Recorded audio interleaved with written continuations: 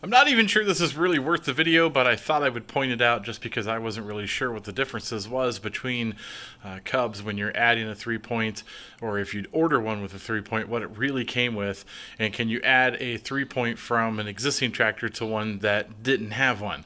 Now theoretically everything looks like it should just fit just fine. What you're looking at is some of the plumbing on the 185 that I have, and it had a factory 3-point hitch installed on it.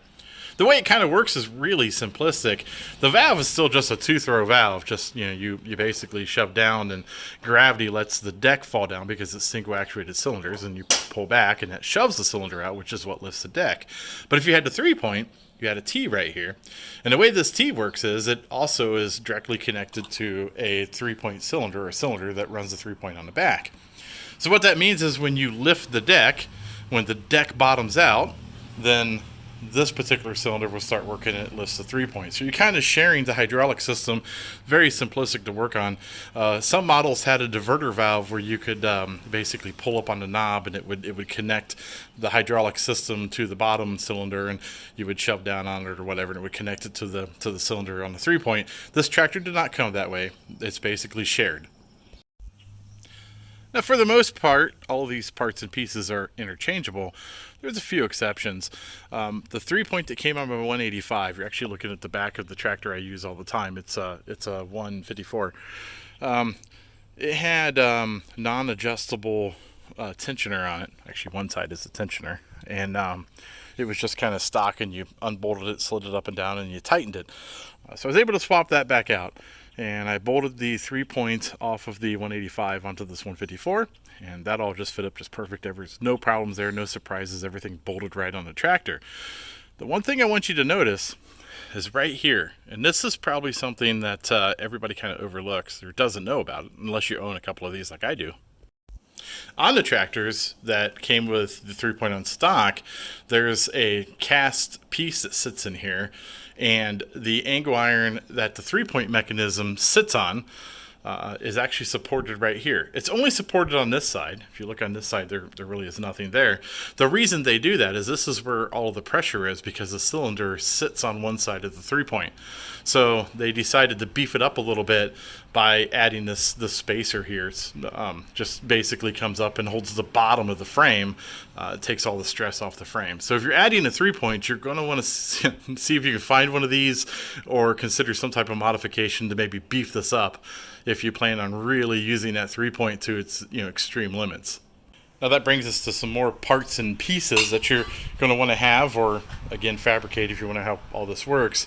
Basically, the part that the seat sits on and the fenders bolt to is all of this apparatus here, and it's some very heavy gauge if you have the 3-point, for obvious reasons. There's a lot of weight on it, and it bolts on with 6 bolts on the sides. You can't see them, and then there's these 2 bolts here that bolt to this big block.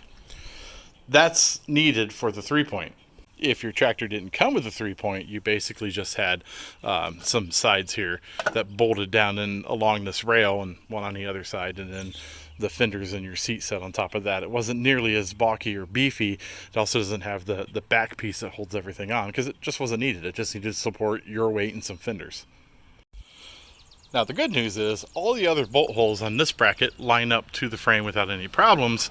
But again, if you look down in here, this particular piece does not come up and hold the bottom of this frame. So this is going to be a weak point if we go ahead and use this.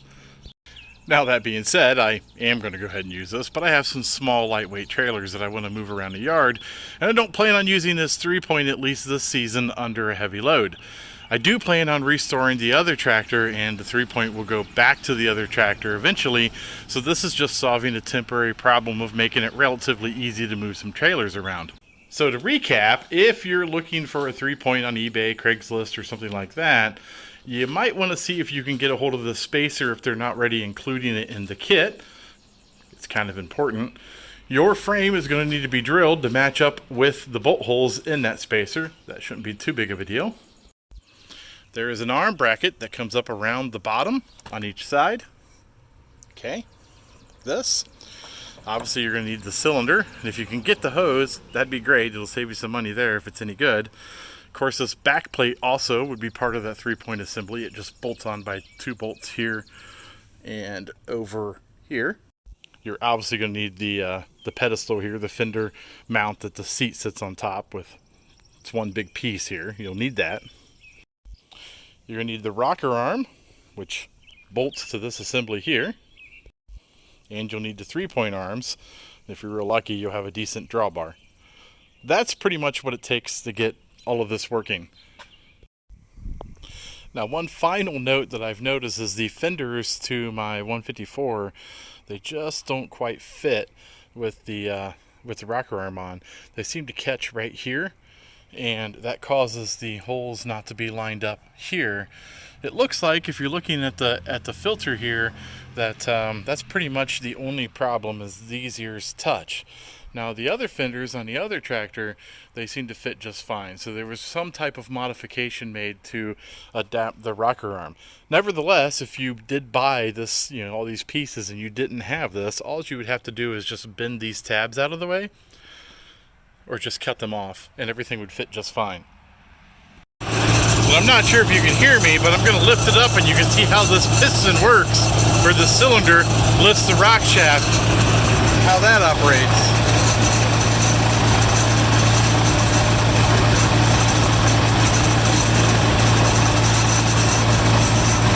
And basically it's just gravity pulls everything back down. It's a single action cylinder. So I personally had a lot of questions on how the 3-point worked and what it looked like before I was able to find a parts tractor with one.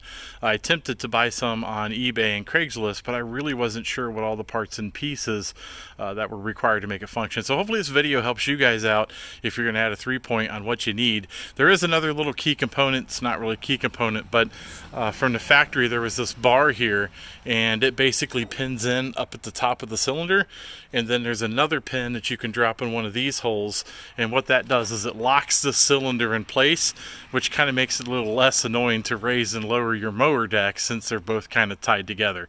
It's whatever has the least resistance, or whatever cylinder maxes out first, then the other cylinder starts getting its supply. So hopefully that helps you guys out. I kind of have a couple cool modifications we're going to make to one of these tractors coming up this fall, so like and subscribe if you like these types of videos. Take a look at some of my other videos. I like to build a lot of things. Maybe you'll find something you yourself might want to build.